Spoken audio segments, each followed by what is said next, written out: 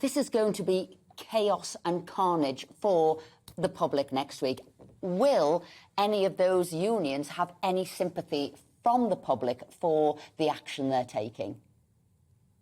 Well, so it's obvious that the public won't like the strikes. None of us like strikes, but we need to go back a step, because it's easy for the Secretary of State to blame the unions, but on the other hand, the government is controlling everything that the railways do at the moment since the COVID, although they lost much of their revenue, obviously.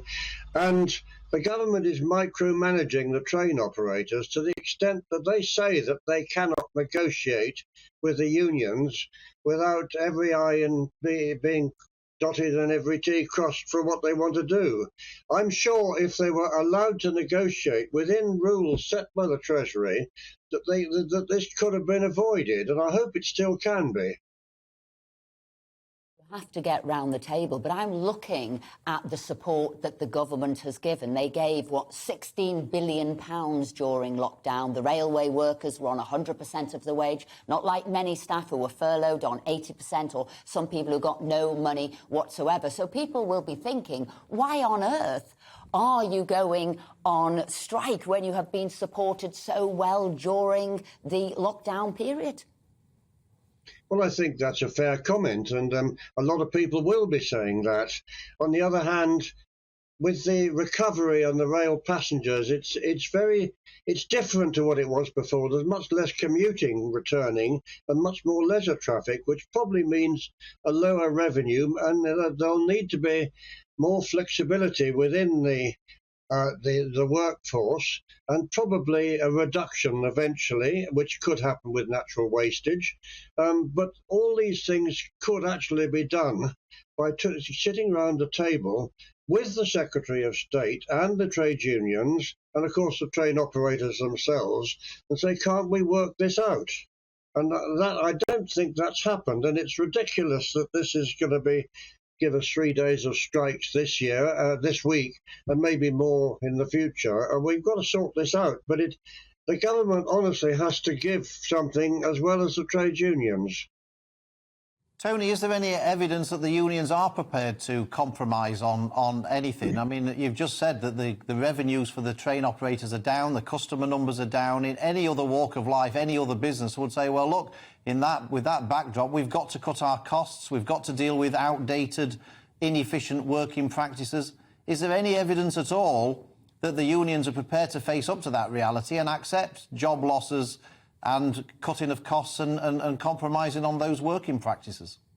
Well, I don't work for the trade unions, so I can't answer that question. But as you say, in any business where there's change taking place, and change is taking place, then everybody has to compromise. But I don't believe it's been put to them in a way that they could even consider at the moment. It's just been saying you shouldn't go on strike.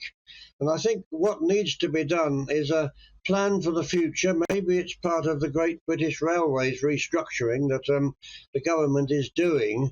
The trade unions need to be involved in this. There needs to be changes to working practices. There may be redundancies, but more likely it'll come with natural wastage.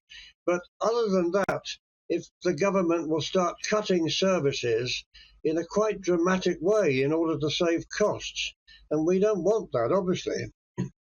What would you say about the idea of passing legislation to ban railway workers from going on strike because of the importance of the strategic importance of the railways, and perhaps in return for maybe a national pay review body, and the government agrees to accept their recommendations every year? Would that be a way out of this impasse? Well, it's certainly a way out, but I'm not sure it should be confined to the railway sector. I mean, there may be similar things in the air sector and the road transport sector, and even the ferries, as we've seen recently with P&O. Going as far as P&O did in suddenly sacking all their workers has had a massive dramatic effect on people's business across the channel, and it may well be that we've got to look at something like this you suggest again, but at the moment I think the key thing is to get round the table urgently and try and see what the problems are that can be resolved and which ones can't be resolved. Because otherwise, the government's just going to say, right, we'll cut all the branch line services, or we'll cut the frequency of services between London and Manchester or something, and that's going to affect an awful lot of people as well.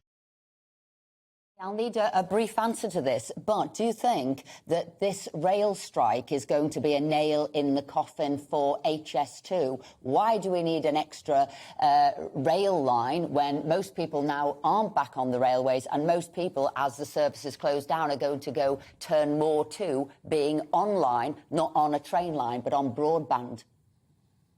Well, I find it extraordinary that the government is spending what's likely to be near £150 billion on HS2, while it's not actually improving the local services in the North and the Midlands, which are really so awful at the moment. And I'm not suggesting that cancelling HS2 would allow them to pay the rail workers more money just like that. But there needs to be some overall management of the railways. At the moment, HS2 gets all the money it wants, whereas the rest of the railways is actually being starved of investment. And that needs to be changed, and somebody needs to come to a decision. And we'll see on Monday, when there's a second reading of the HS2 bill for the section between Crewe and Manchester, what parliamentarians think about it, and whether they think it's now time to call a halt. Because, Esther, we must remember that there is no design for Euston Station that can work yet, and there's no budget for Old Oak Common Station on the Great Western. So it's fine having a railway, but you've got to have a station at each end, and it's about time that they sorted that out, and the cost of it too. Welcome to the GB News YouTube channel. You can watch us live 24 hours a day, catch up on your favourite shows, and join in the conversation in the comments below. Don't forget to subscribe and you'll never miss any of our exclusive content.